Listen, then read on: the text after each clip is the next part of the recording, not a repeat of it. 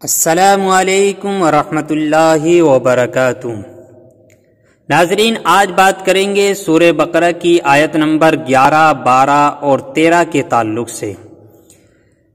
ان کا ترجمہ اور ان کی تفسیر آپ تک پہنچائیں گے۔ اس سے پہلے کہ آپ اگر ہمارے چینل پر نئے آئے ہیں تو چینل کو سبسکرائب کر لیں، ویڈیو کو لائک کر دیں اور اپنے دوستوں تک شیئر کر دیں۔ آئیے شروع کرتے ہیں۔ بسم اللہ الرحمن الرحیم۔ اللہ تعالیٰ سورہ بقرہ کی آیت نمبر 11 اور 12 میں ارشاد فرماتا ہے، وَإِذَا قِيلَ لَهُمْ لَا تُفْسِدُوا فِي الْأَرْضِ قَالُوا إِنَّمَا نَحْنُ مُصْلِحُونَ أَلَا إِنَّهُمْ هُمُ الْمُفْسِدُونَ وَلَكِنْ لَا يَشْعُرُونَ۔ ترجمہ کنز ایمان۔ اور جو ان سے کہا جائے زمین میں فساد نہ کرو تو کہتے ہیں کہ ہم تو سنوارنے والے ہیں۔ سنتا ہے وہی فسادی ہیں مگر انہیں شعور نہیں۔ یہاں بھی منافقین کا تذکرہ ہو رہا ہے۔ یہ آیتیں بھی ان منافقین کے ہی بارے میں ہیں جن کے بارے میں اوپر کی آیتوں میں تذکرہ ہوا۔ صاحب تفسیر مفسر قرآن لکھتے ہیں اس آیت کے تحت لا تفسدوا فی الارض، زمین میں فساد نہ پھیلاؤ۔ اس آیت اور اس کے بعد والی آیت میں ارشاد فرمایا کہ جب ایمان والوں کی طرف سے ان منافقوں کو کہا جائے کہ باطن میں کفر رکھ کر اور صحیح ایمان لانے میں پس و پیش کر کے زمین میں فساد نہ کرو تو وہ کہتے ہیں کہ تم ہمیں اس طرح نہ کہو کیونکہ ہمارا مقصد تو صرف اصلاح کرنا ہے۔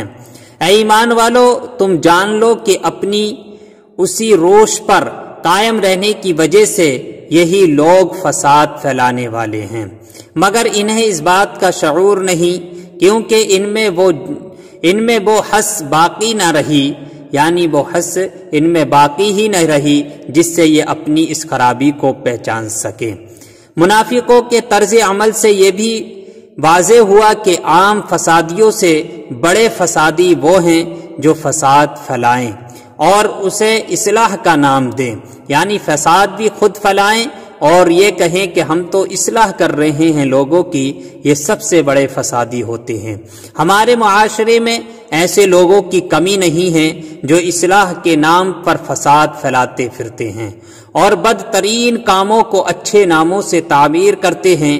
آزادی کے نام پر بے حیائی، فن کے نام پر حرام افعال، انسانیت کے نام پر اسلام کو مٹانا اور تہذیب و تمدن کا نام لے کر اسلام پر اعتراض کرنا، توحید کا نام لے کر شان رسالت کا انکار کرنا، قرآن کا نام لے کر حدیث کا انکار کرنا وغیرہ سب فساد کی صورتیں ہیں۔ یہ سب اس طرح کی حرکتیں کرنے والے لوگ خود ہی فسادی ہیں۔ ایسے فسادیوں سے بچ کر رہنا چاہیے۔ اللہ تعالی سورہ بقرہ کی آیت نمبر 13 میں ارشاد فرماتا ہے، وَإِذَا قِيلَ لَهُمْ آمِنُوا كَمَا آمَنَ النَّاسُ قَالُوا أَنُؤْمِنُ كَمَا آمَنَ السُّفَهَاءُ أَلَا إِنَّهُمْ هُمُ السُّفَهَاءُ وَلَكِنْ لَا يَعْلَمُونَ۔ اور جب ان سے کہا جائے ایمان لاؤ جیسے اور لوگ ایمان لائے ہیں تو کہیں کیا ہم احمقوں کی طرح ایمان لے آئیں؟ سنتا ہے وہی احمق ہیں مگر جانتے نہیں۔ صاحب تفسیر اس آیت کے تحت لکھتے ہیں کما آمن الناس، جیسے اور لوگ ایمان لائے۔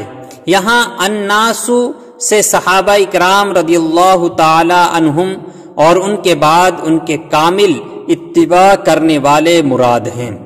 نجات والے کون لوگ ہیں؟ اس آیت میں بزرگان دین کی طرح ایمان لانے کے حکم سے معلوم ہوا کہ ان کی پیروی کرنے والے نجات والے ہیں اور ان کے راستے سے ہٹنے والے منافقین کے راستے پر ہیں، اور یہ بھی معلوم ہوا کہ ان بزرگوں پر طعن و تشنیع کرنے والے بہت پہلے سے چلے آ رہے ہیں۔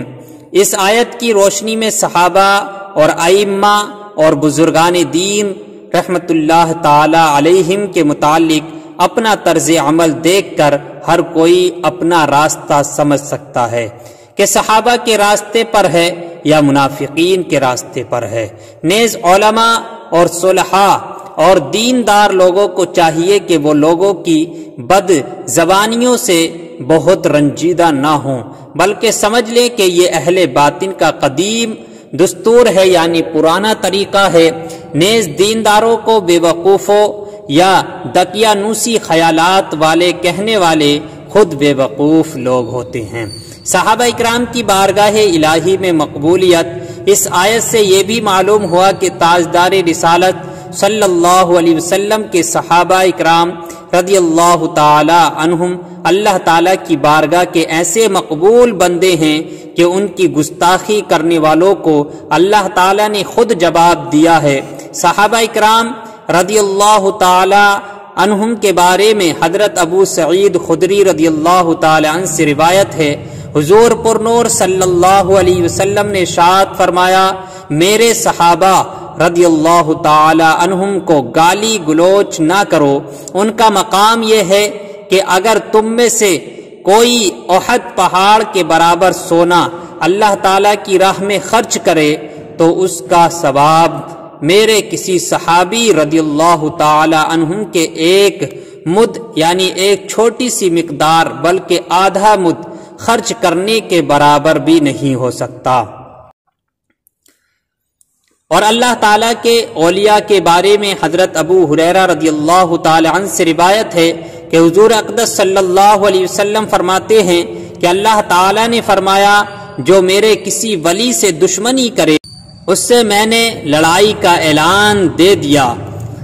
یہ بخاری کتاب الرقاق اور کتاب التواضع کے اندر ہے۔